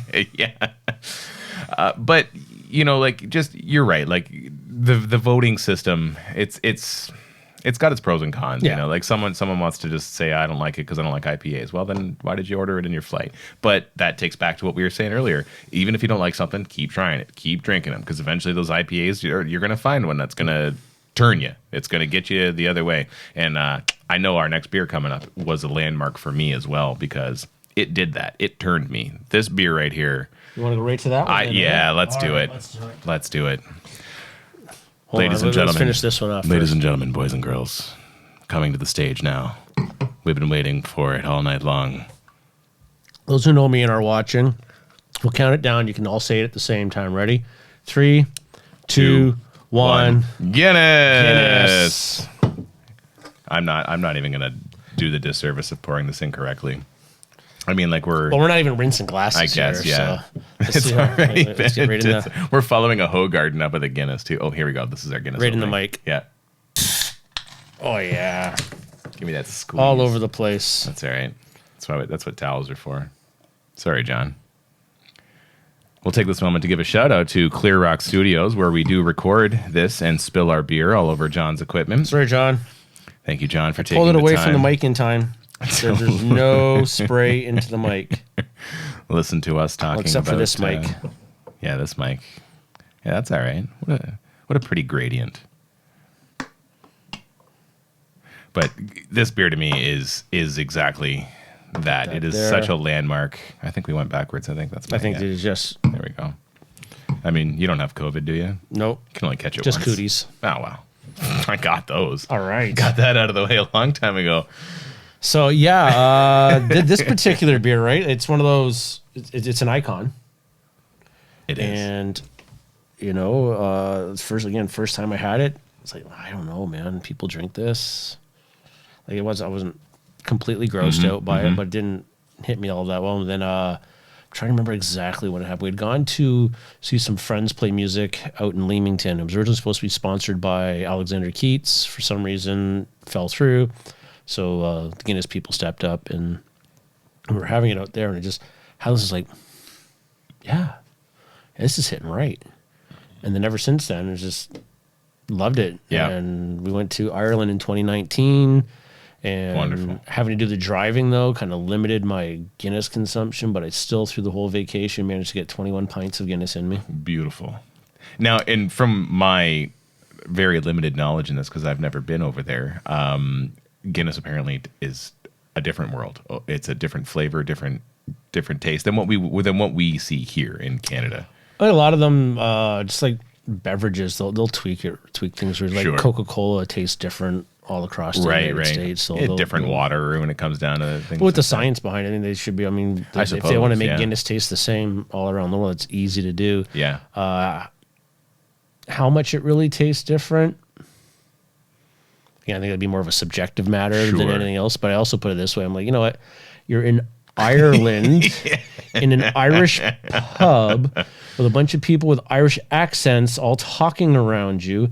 As much as they talk about just anything, the experience, smell is your greatest memory trigger. Yeah. So when you're smelling beers and stuff, this reminds me of Grandma's house when she would make fresh cookies or whatever. So having all that experience of being in Ireland, Yeah. yeah, that's going to be a damn good pint. You're goddamn right. Absolutely, it's it's going to be fantastic. You're right. Yeah. So, Well, cheers to cheers that. to which I think is probably one of the best beers that's made. This was probably my landmark beer that took me away from everything else. That was when I was younger, drinking the Lucky on the weekends. It was actually a snake bite. A friend of mine took me to the Kildare house and ordered me a snake bite. I never had one before, and it was disgusting. I didn't know what it was. I didn't know what I was drinking. This awful mix of Guinness and Strongbow, and it was awful. But then the next time I went, I was like, oh, I got to get one of those weird beer things again. I'm only 19 at the time. I didn't know what I was drinking, and then as time went on, I was like, It was the Strongbow I didn't like in it. I'm like, can I get less of that? Give me more of the Guinness. I'd still ordered the same pint, but give me less Strongbow. And eventually I was like, can I just have a snake bite with no Strongbow? And they're like, you want a pint of Guinness? And I'm like, yes. Yeah, I guess that's it. Yes, I do. Actually, it was at that same festival where we ended up with Guinness, where my missus actually started getting on board with Guinness a little bit more too. Nice. I had I was there. I'd had it a few times. I wasn't like kind of grossed out by it, but it was that night when that's all they really had. And I think I had 4 pints that night, and it was just one of those. Yep. Yeah. That's what really did it for me. So she had, well, there isn't much. She was like, just try it, and she kind of started into it all. But she'll hit the Guinness with us too. Yeah. I was crushed this past St. Patrick's Day. Went out, and the establishment we went to did not have Guinness on tap. Oh no! I'm like, how can I have St. Patrick's Day without Guinness? This is like sacrilegious. I ended up going to another place, and I messaged the owner because I knew. I was like, yeah. You said you were going to have Guinness in cans. You still at least have that? I was like, yes. I'm like, thank you. Put a couple away for on me. my way. Like, save St. Patrick's people. Day without Guinness was just like sacrilegious. Yeah. To the point where I brew a stout myself for St. Patrick's Day only. This is the inspiration behind it. I don't do nitro. Right. So it's definitely going to be different. Yes. And rumor has it, so there's a lot of questions about how this is actually made and whether or not there's some, because it was originally begotten from porters, and porters were part of the story on that is they were like older beers and younger beers mixed. So there's a question on whether or not there's a soured component that actually goes into Guinness. Mm-hmm. Outside of that, it's literally flaked barley, roast barley, and pale malts. That's one of it. the most simple recipes. Yep. And a lot of my recipes, when I try to brew, I try to keep them simple. There'd be other times where like, yeah, I have to add in extra grain. This one's going to be a little more complicated, but I try to keep things as simple as possible. And this is one of them. And same with mine. It's literally 2-row, flaked barley, roast barley. Yeah. And do you just hit it with a simple yeast like 04 or 05. something? 05, eh? 05 Yeah. straight up because it's dry. You want it to dry out. Yeah, So let it go. And yeah, so that's interesting. So I brew that one up. One of these days, hopefully I'll get to nitro it. Yep. And then see what happens. But that's the inspiration behind that one. My Slanchava stout comes out St. Patrick's Day 2023 and 24 and 25. As long as I'm brewing beer, it'll be out for St. Patrick's Day every year. Stop by Chapter 2 today or in 2023 and grab yourself one. Yes. So it's just my mother-in-law. So she was a Coors Light drinker for the longest time. And she used to drink, I'm not drinking that. I'm not disgusting. And then we were over in Ireland for the trip, and gentleman Benny who was working for us. Oh, shout out to Benny. Shout out to Benny. Oh, we Yep. know Benny. Hey, Benny, our Irish friend. We were talking with him, and when we were coming back down, we were actually going to go through the town where he was living at the time, or when he came here from Canada. He had left from Schlegel. Yeah. And so he said, oh, if you're stopping through, this is the place I used to work at. Go and like say hi. So that was actually my first pint of Guinness when we actually got there. I don't know, I think I maybe had one at the airport, but that one doesn't really count. It was crazy. We had this really messed up drive up to the north of Ireland and then back down. So just no time in between. So finally I was like, can we get a pint of Guinness? Yeah. I've been here like a day and a half. I haven't had a pint yet. This is inappropriate. So we stopped into the bar he worked at, and the mother-in-law was like, oh, I guess I'll have one of those too. And she's like, this is actually good. And now that's all she drinks. She loves it. That's great. She got cans of Guinness in the ya. fridge. So we got Mim on board drinking Guinness now too. So comes over to the house for dinners here and there. And it's like they usually bring a couple of cans of Guinness so Mim can have some beer too. That's fantastic. So one of the questions I do like to ask everyone that's on Brew Talk is where do you see the scene now going in Windsor Essex? You know, I always point across the water. We've got Michigan across the street from us with just this wonderful brew scene and everything that's there. But what about you? How do you feel about Windsor Essex County and the way that we're going with our breweries, our selections, our hazies that are, a few years too late? Controversial hot take coming up right here. What would Beaudoin say? What would Beaudoin say? Hashtag.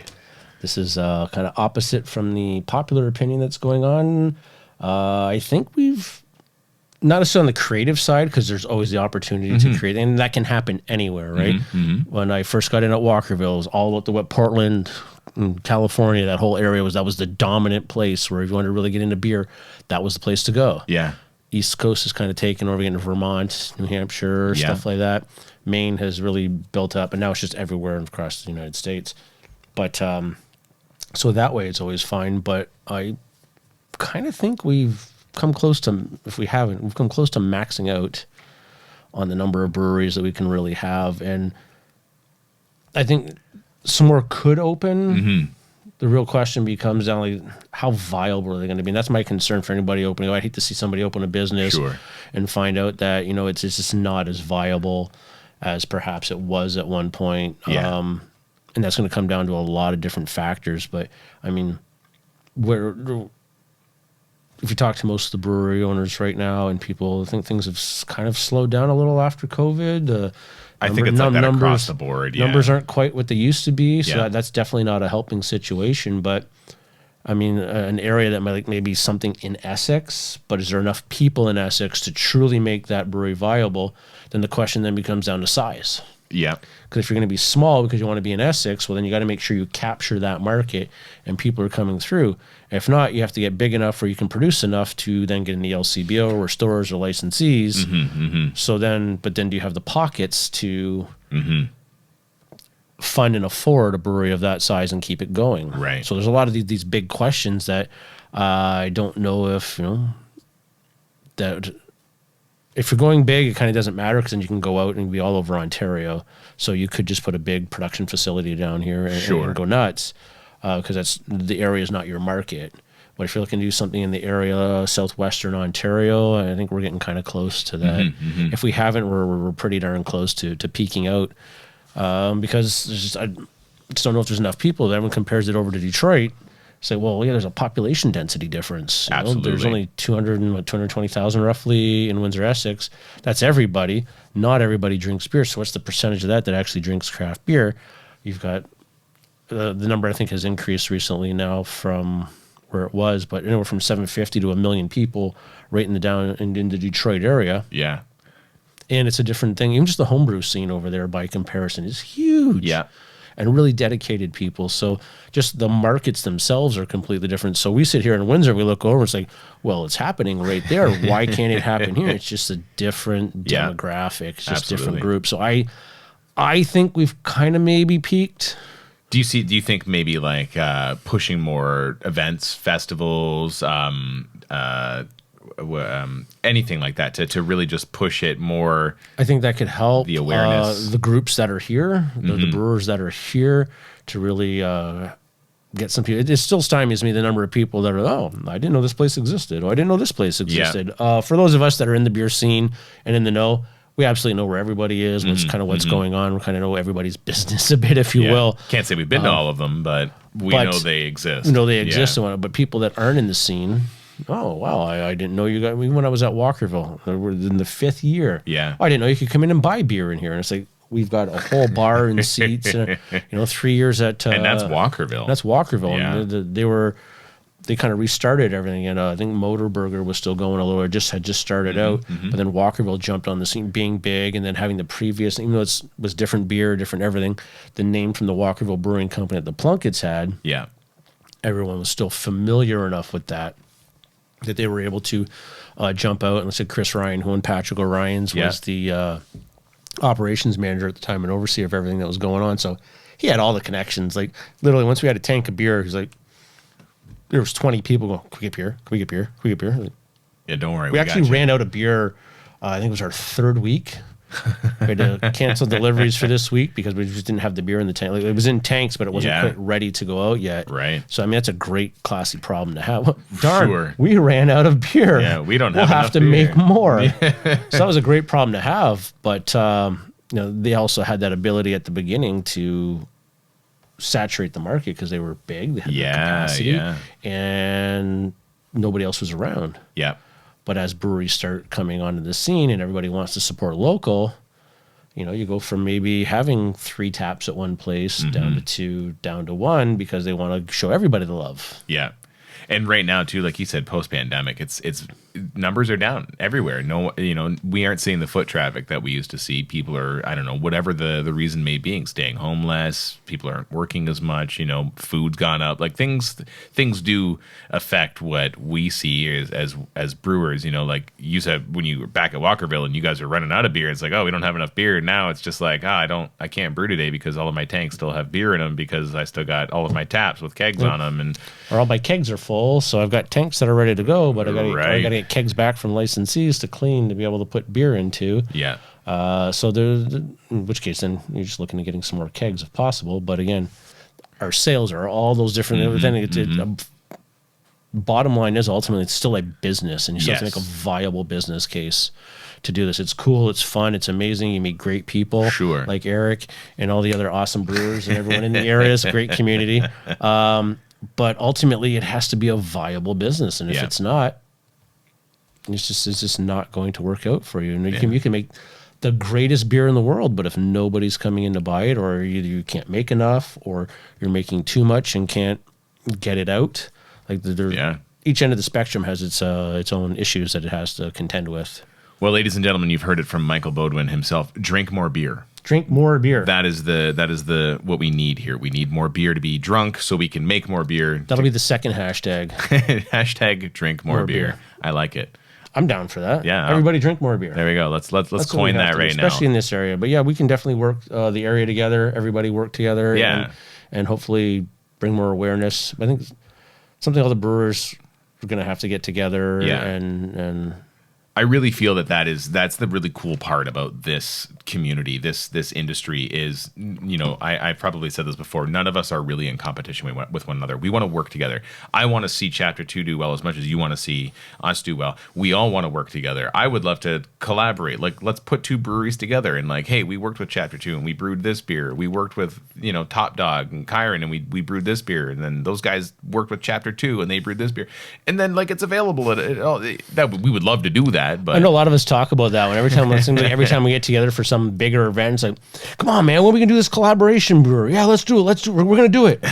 And then whatever, just work and everything else gets in the way. And it's like, I thought we were gonna. I know we were supposed to, and I had to brew this beer, or I had to do this, or this came up, and just got too busy. I don't have time. All right, so for that. and then it's like, okay, so we're getting into the summer season, so we're going to be busy making beer, so there'll be no collaborations going on. Let's talk again in the fall, and then it's Christmas, and then everyone gets through Christmas and that really crazy dry January.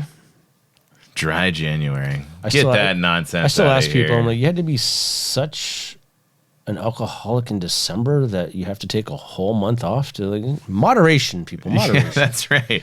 Just because you have to deal with your in-laws and your not in-laws and real parents and everything around Christmas all time that stuff doesn't mean you don't need to drink like crazy. It's all about moderation. I would. You haven't met my. I'm not going to. I love you, Nice. Mom. Nice. No, but I definitely think to see more collaboration that way, even if it's not just brewing beers together. But yeah, what can we do to really get people aware of what's going on? There are organizations that try and work, but they got a lot of pokers in the fire all over the place, so they have to be concerned with. Where maybe it's time for us to step up, take the reins ourselves, and be like, hey, you know what? Let's really have the breweries really take the bull by the horn and build the industry. Well, stay tuned, people, because you never know what's going to come along. One of the other questions I do like to ask is, this industry, you don't have a dog, so No dogs. We're just going to skip right over that.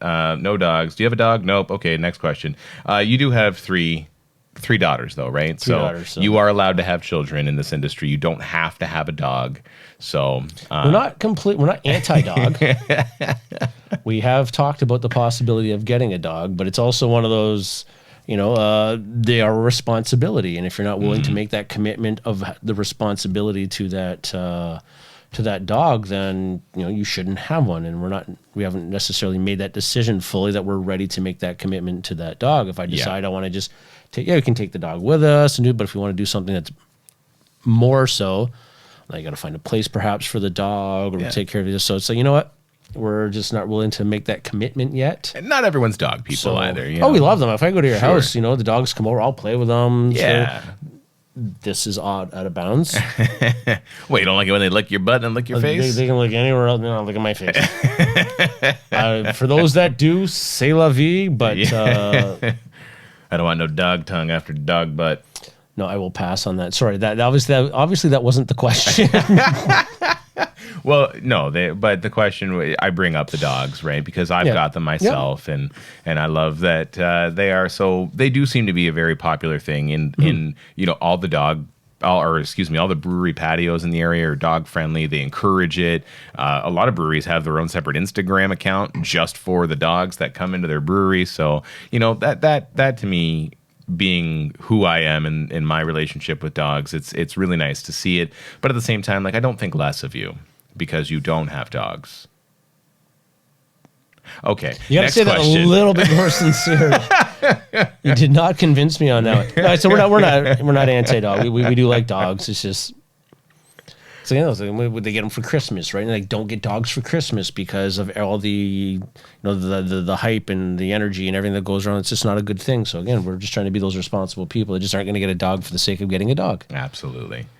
Well, I say we sit here and finish the last of this little delicious pint of Guinness, my friend. It's almost done. It's been an absolute pleasure sitting here with you and listening to you tell me your story, taking us through the journey of beers. Again, if you want to try any of Michael's delicious beers, head on down to Chapter 2 Brewing Company, located on the corner of Walker and Edna. Edna? It is Edna, yeah. Located on the corner of Walker and Edna in Windsor, in between Ford City and Walkerville. Michael, thank you so much for being here today. No, take that sip. I didn't want to take that away from you. Look at this. Look at that man and his delicious Guinness. No, it has been an absolute pleasure. And it has been fun. I'm glad you're able to finally get on here to Brew Talk. And I pestered you long enough. You did. I know you're trying to put it off a little bit. Like, I don't want to talk to him. I talk to him all the time when he comes into Jake's, and he talks. Well, if anyone's looking to talk, they can usually find Michael at the brewery during the workday. And as you can see, he loves talking about the beer that he's in. And anything else, any other questions, feel free to reach out to myself. Email is eric@brewtalk.ca. We've got social medias. Give us the old YouTube thumbs, whatever, all that BS that people see at the end of videos. And give me that. Mash them all. Just punch it. Punch right through your monitor, even if it isn't a touch screen. Just smash that button so hard. I hate that so much. People know that. YouTube's been around long enough. I don't need to tell you to like it. Just go like my video. No, because then obviously people have to say it because people aren't doing it. How would you know? They have to be reminded. That's the first time I've said that, and I feel dirty now that I've said it. I've never mentioned the YouTube thing before. Like, I am on YouTube. Give me the likes. I want some likes. I gotta go take a shower now and like some sort of acid. I'm gonna use a caustic to clean that off from me. Then a lacy hot, and then good rinse, and I'm ready to go. And I'm ready to go. Well, anyway, once again, thanks again for being on here. Yours very is much gone. Appreciated. Cheers, everyone. Cheers. There it goes. Beautiful. We're silly. And that's a wrap.